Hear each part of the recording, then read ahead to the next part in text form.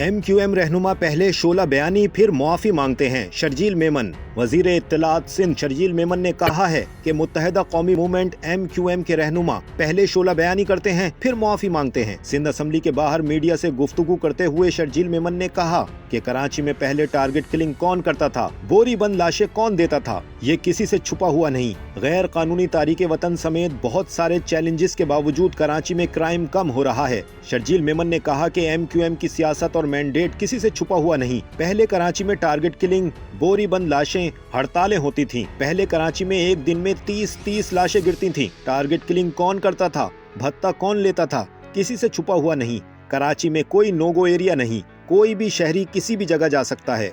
सूबाई वजीर ने कहा कि सूबे में अमन व अमान कायम करना सिंध हुकूमत की तरजीह है। MQM की तरफ से सिंध असम्बली इजलास को डिस्टर्ब करने की कोशिश की गई। हम कोशिश कर रहे हैं स्ट्रीट क्राइम खत्म हो। कराची में टारगेट किलिंग में कमी आई है।